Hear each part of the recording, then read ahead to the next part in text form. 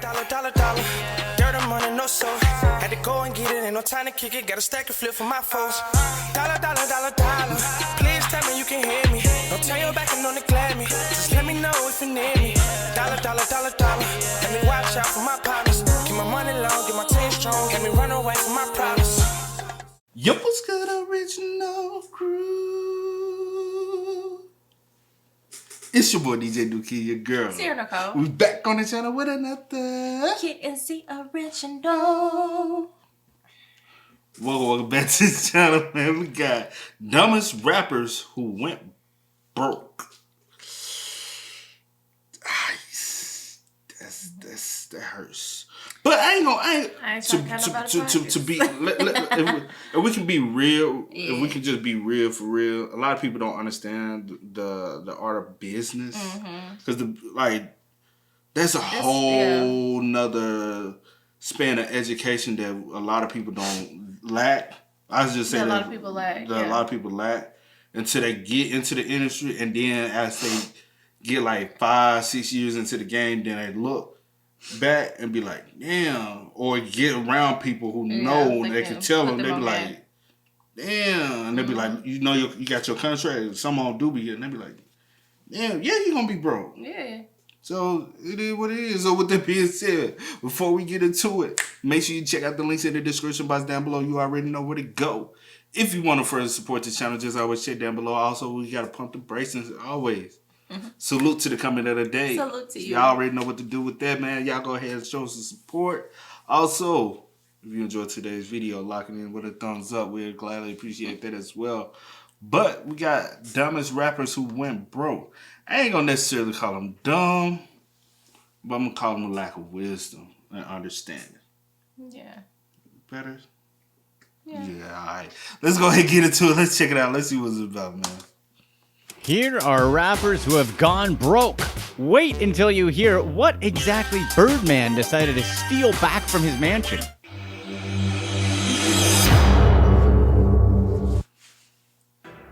Number 10, Bow Wow.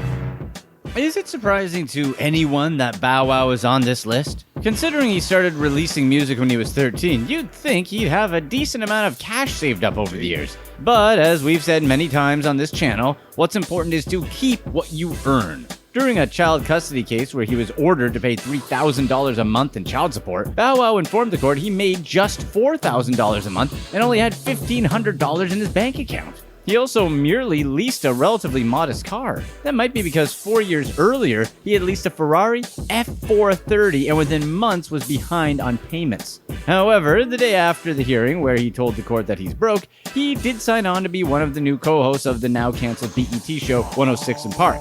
Later on, he even gave a statement saying that he's a smart guy and until you see him on a corner begging for money, he's not broke.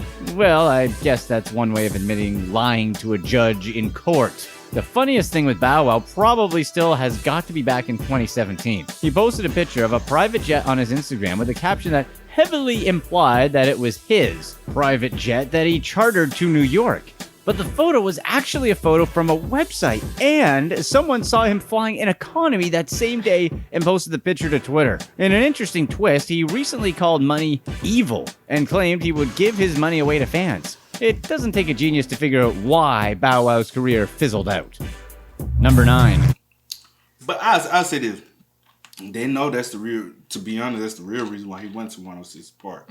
Didn't know that. I didn't know he was claiming broke at the time. I thought, you know what I'm saying, they was trying to rejuvenate on their end. Yeah. Both parties needed each other. Right. But, you got to also look at a Bow Wow situation. He came in when he was young, as a adolescent.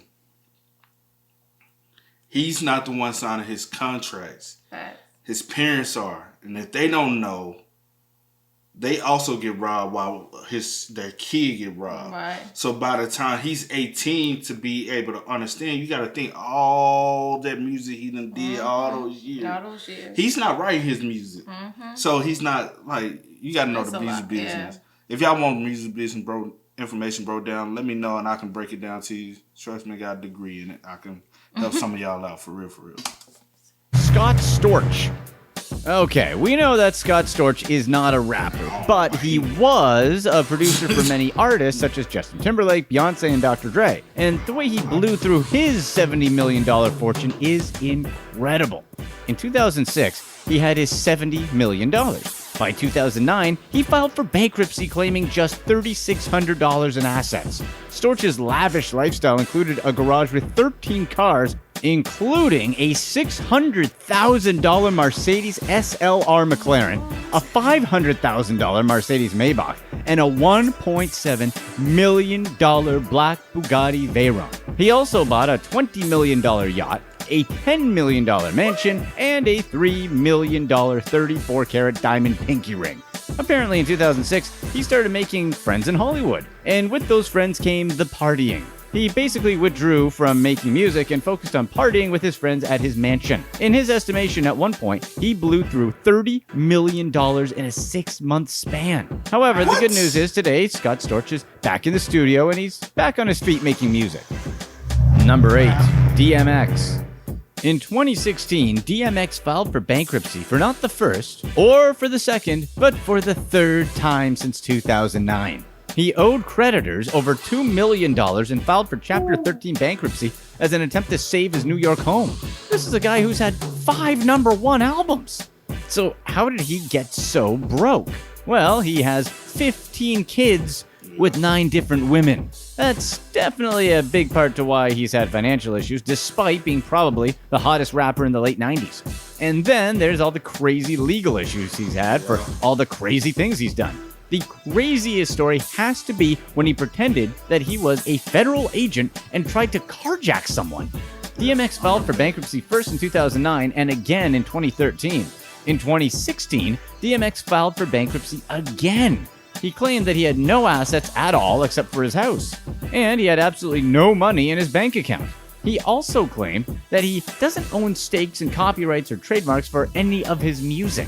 Finally, in 2018, the IRS came for the $2.29 million he owed them. He ended up spending a year in jail for tax evasion. Number 7. Well, a year ain't bad though, compared to what a lot of people get. Yeah. But a lot of rich people also file bankruptcy so they can be able to obtain assets. Mm-hmm. The low amount. A lot of rich people, don't even know they file bankruptcy to keep their money. That's what rich people do. Fat Joe. Did you guys know that Fat Joe has released 10 albums? What's more surprising, he has 10 albums or that he's on this list? His first run with the Taxman was back in 2010. He only owed around $105,000 to the state of New Jersey and he was able to pay it back. But by 2012, things had gotten a lot worse. Despite earning over $3 million in 2007 and 2008, Fat Joe decided not to pay the more than $700,000 he owed in taxes. He had faced the possibility of 2 years in prison. But before he was sentenced, he had paid off some of the bill and also did a lot of charity work. The judge took all this into account, so he only gave 4 months to Fat Joe. But he only served 3 months back in 2013. You would have thought he learned his lesson, but in 2016, he found himself owing taxes again. This time he owed $1.1 million. In a 2019 interview, Joe said he finally learned from his mistakes. He basically advised young rappers to not waste millions on jewelry and private planes. Number 6, Exhibit.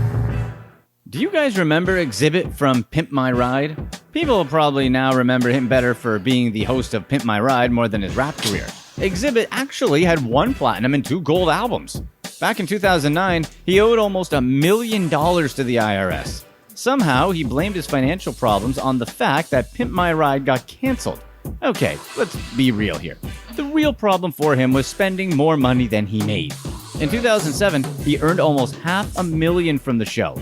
But after the show was canceled in 2007, his income plummeted to only around $67,500 in 2008. Of course, he couldn't pull back on his lifestyle. By 2009, his 7,650 square foot mansion was facing foreclosure. He also didn't even own a car. He had a lease on a Range Rover that cost around $22,000 a month. By 2010, he found...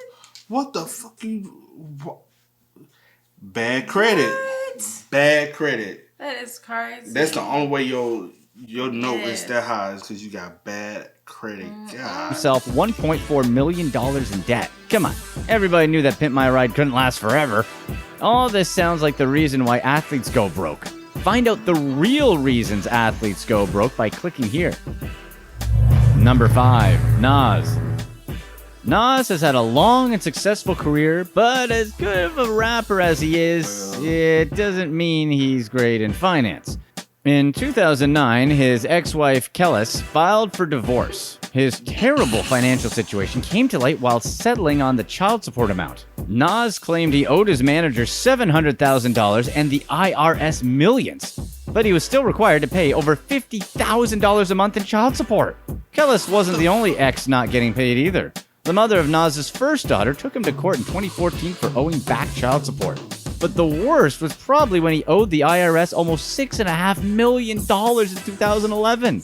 The government started to garnish his wages because of that massive debt. And that's probably the reason why in 2012, Nas lost his Georgia home.